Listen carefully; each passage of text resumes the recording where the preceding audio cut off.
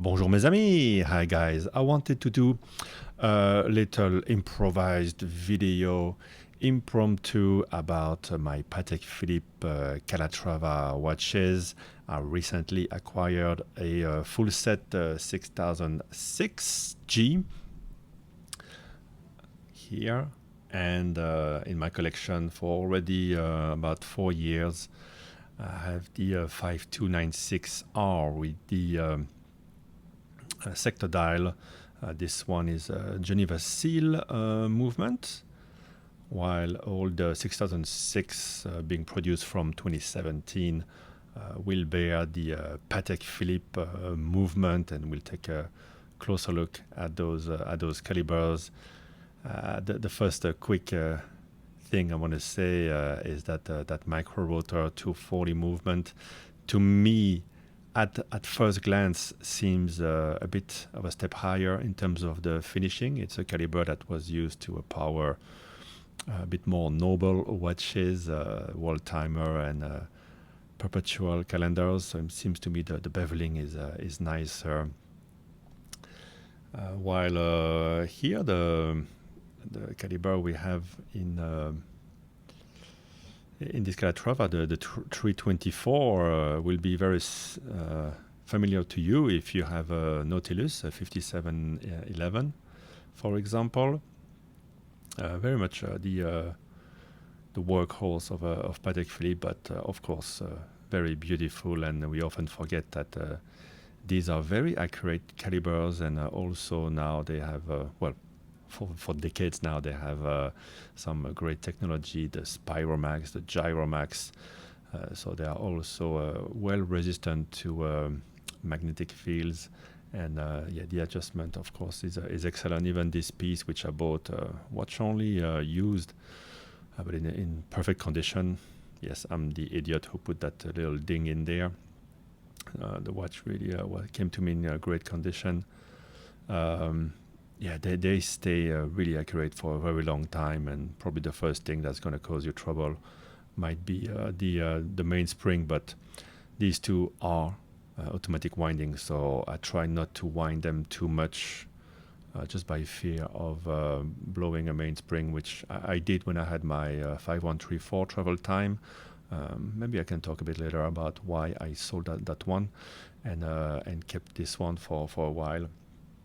But first I want to acknowledge and dedicate this video to the man, the legend, that has inspired me and many of us to purchase Patek Calatrava, and who has most importantly taught us many things and how to appreciate these watches.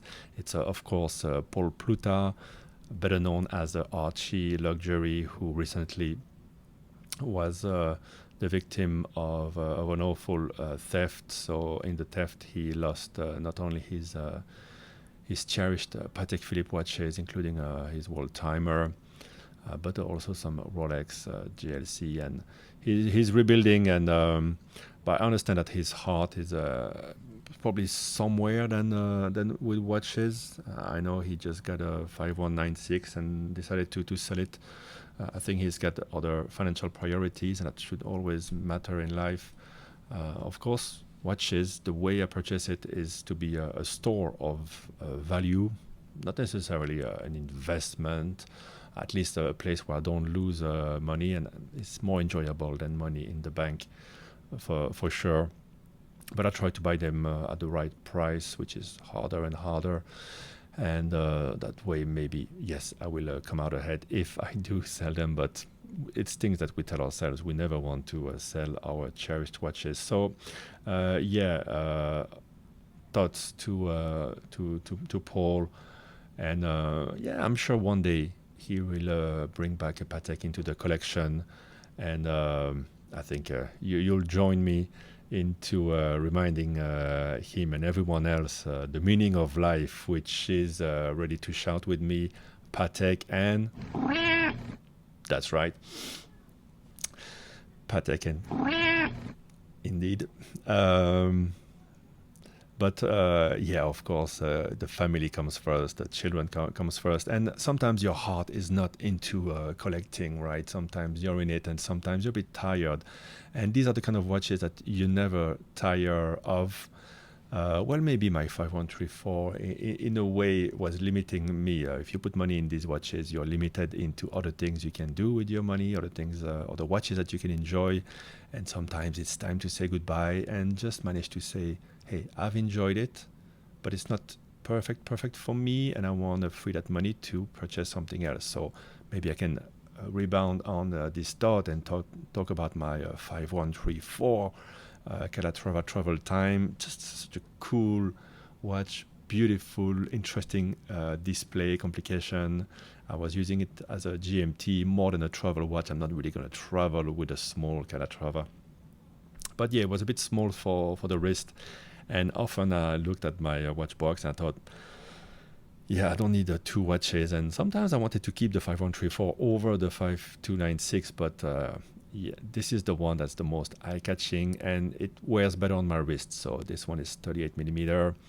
It's just better for me. So by freeing that money, I was in a way able to be more comfortable buying the next Calatrava, a different adventure. And I think I did well because owning a micro rotor 240 caliber was part of the dream, and this one is wearing so much better and visually is, I think, stronger. It's in a way quirky, in a way divisive, which I like about the Patek Philippe. I think it's special in every way, and I explained that already in my video about it, with the larger lug width, with the light curvature, the integration of the lugs. And yes, on the wrist, it is phenomenal. Let's have a quick look at the micro rotor before I put it on. For me, with my flat wrists, it's just perfect. I'll just close it. The strap is a long strap. I could use a shorter strap, but I like one thing I didn't like about the 5134, and if you have to know if you buy one of those, is that the strap will taper to a very thin, I think 16 millimeters. I much prefer this larger strap. It looks better on me, and of course you get more gold because you have a larger Calatrava cross white gold deploy and clasp. But part of the look, the special look of this watch is this 22 millimeter lug width. Makes it a lot more special. At first I was taken aback, and now I really love it. But yeah, look at the curvature. It's just perfect, and from a distance, it's so eye-catching. This is going to become a sub-theme of my overall collection. This small sub-dial that just stands out. This one has actually a fine concentric guilloche.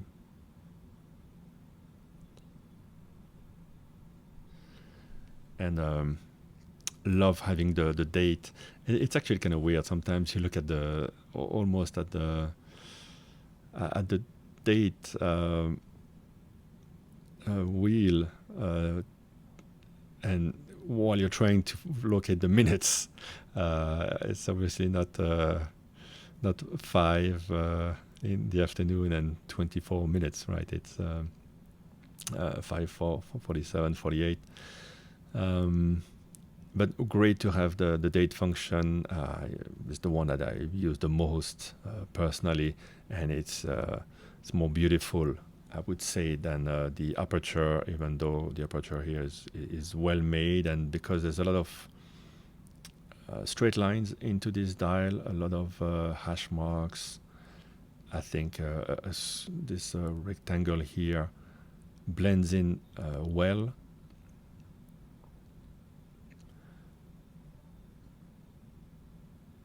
But yeah, the circular date is different, and it's a chance for Patek to put a little bit of color. And if you've seen my video, the 5000 reference was actually made at first for a collaboration with Ferrari, and it was aborted. And this is why the watch has that dashboard kind of look.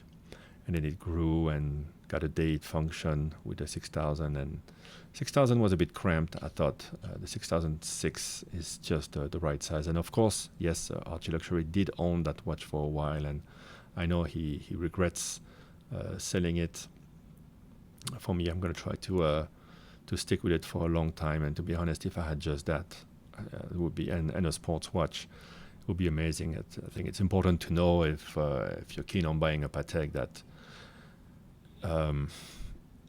they're not sports watches, right? You have to treat them differently. You're not really going to travel with it. Well, depends in what class of travel you use. But it's more of an office watch. But I love to wear them casually, actually. Mostly dress smart casual, let's say, and casual. And these look amazing when you're wearing shorts and a t-shirt. I think it's even more powerful than when you're wearing them in an expected fashion with a suit. And this one is very much. Somebody put a really silly comments. Comment whatever you want on my videos. But somebody was saying, "Oh, it's not. It doesn't know what it wants to be. It's not sporty enough, or it's not dressy enough." Who says one watch has to be one or the other, especially these days? I think this is just the right in between. For me, I like to have a strong visual. Having said that, a lot of people who were commenting on Paul's videos about his Patek, saying they all look the same, probably never have properly looked at a Patek in person. Of course, here I have the busy sector dial, the 5296, the 5196 also come.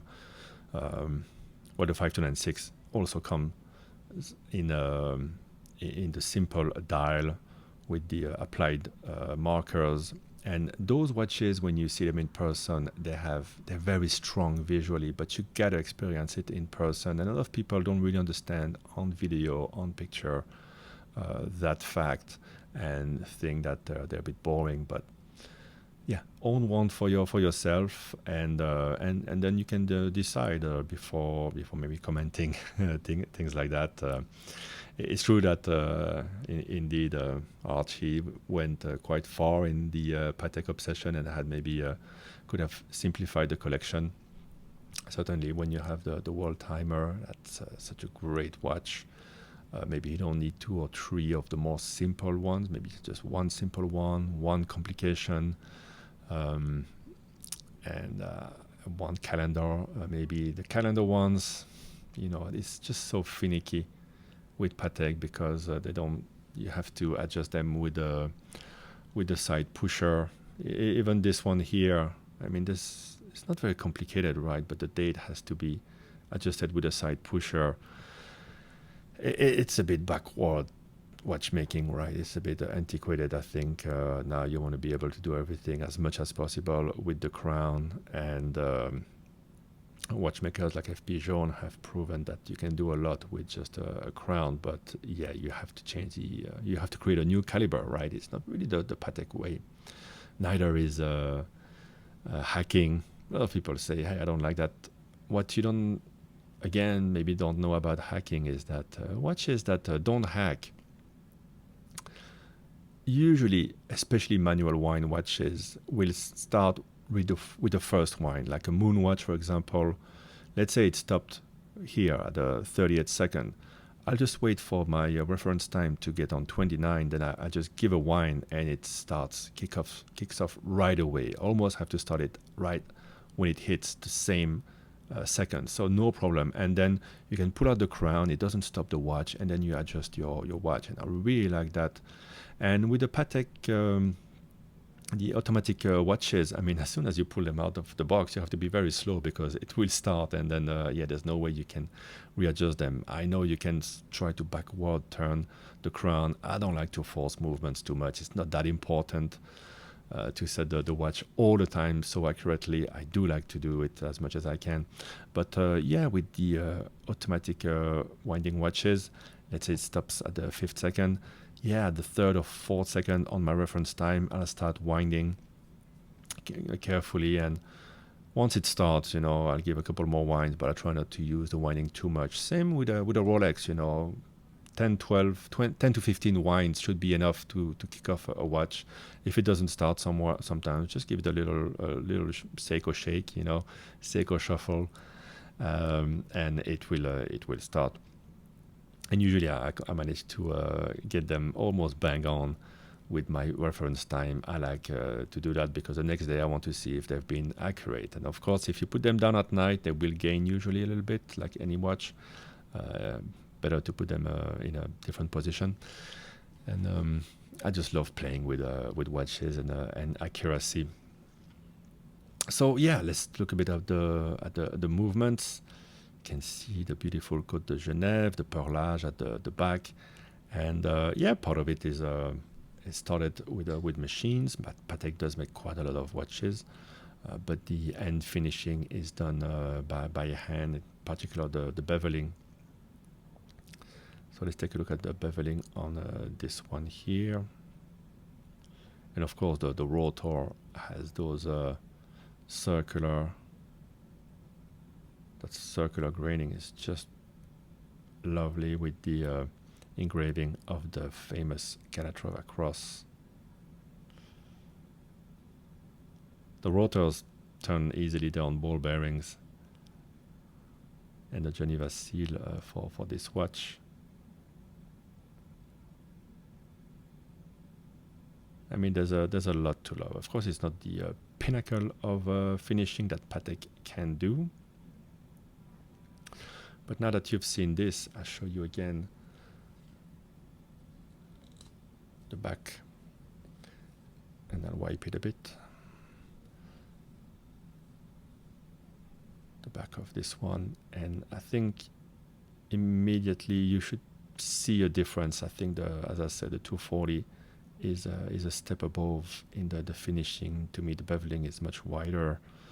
Even the Côte de Genève is seems deeper. I would assume more hand finishing, more attention is put on this movement.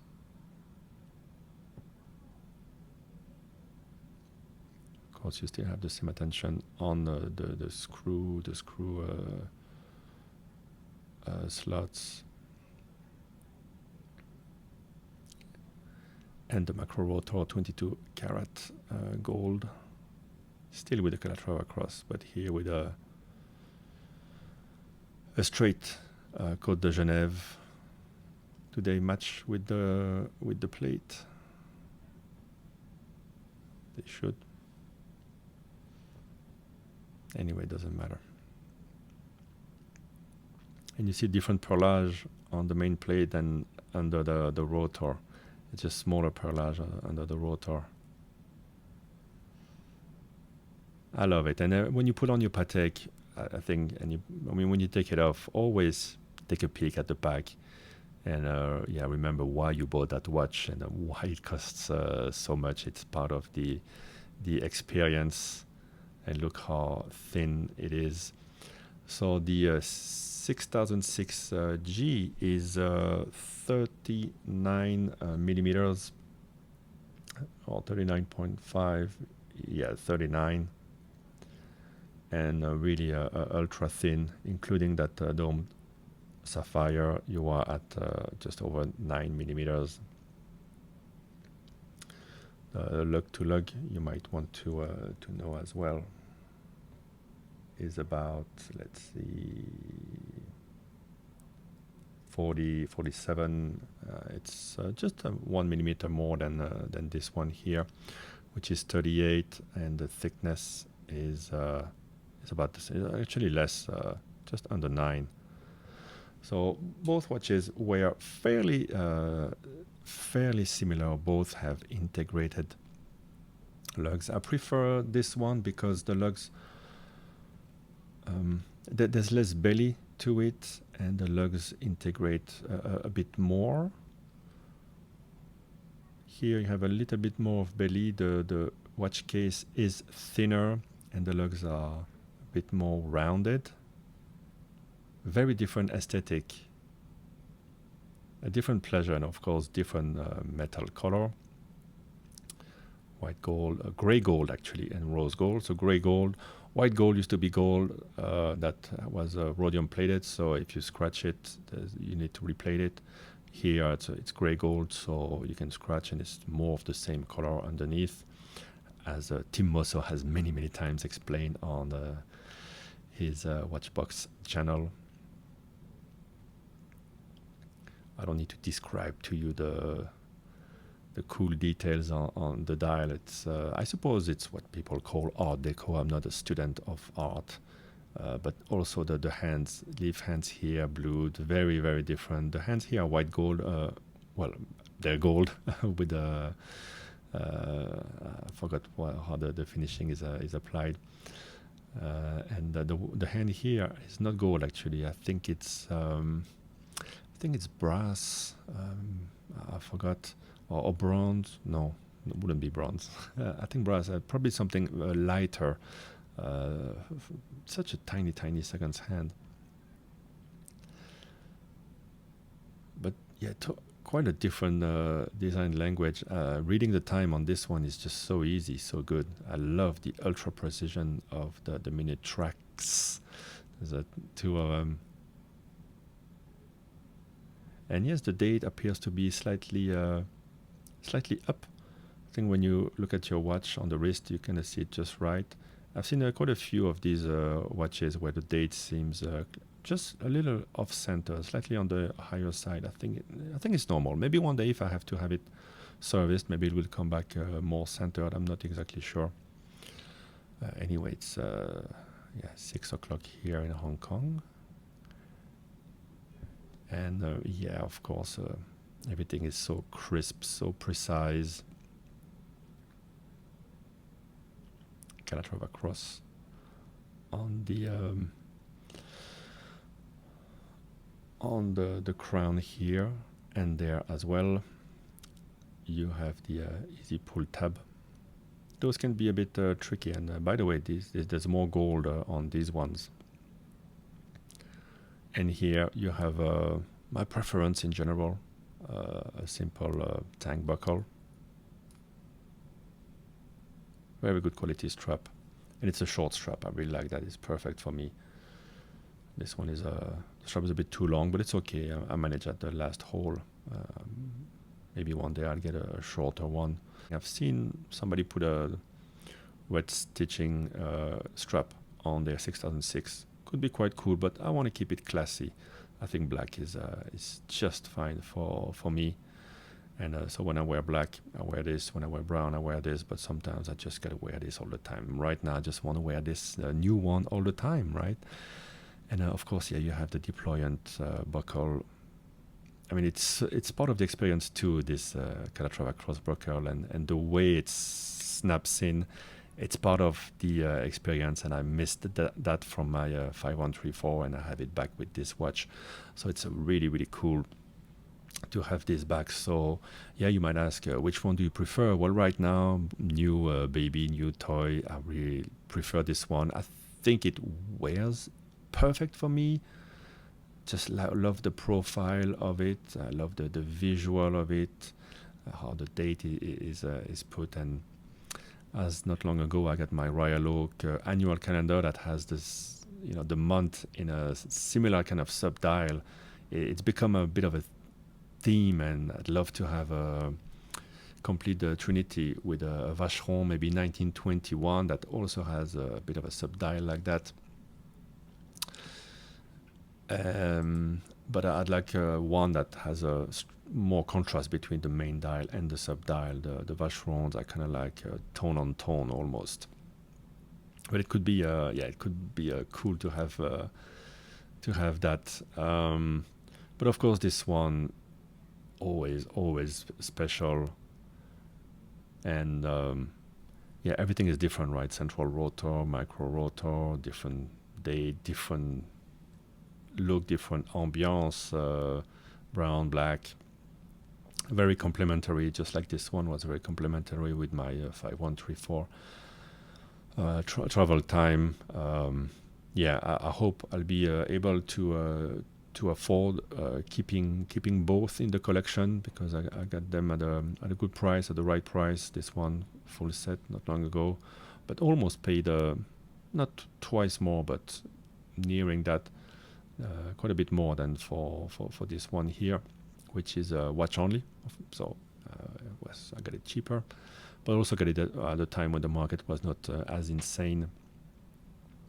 But both complementary, and actually, when you get a watch that pleases you so much, it puts everything back in balance, in question in the collection. You're thinking, okay, keep the two Pateks, sell a lot of other things, keep the Rolex for the sports, and you're in a pretty good place. Solid, I wouldn't call it investments, but solid storage of money that you can enjoy every day.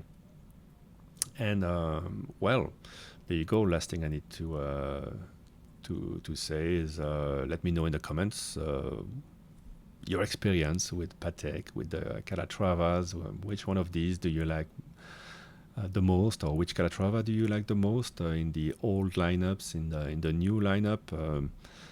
I find currently the last crop of new Patek watches, I find a lot of them not very pleasing to the eye, not very elegant. Hopefully there will be other things coming soon. To me, if you ask what my grail would be, probably the 5970. 5270 would be great already. 5970 had a nice balance to the dial with the centered sub-dials.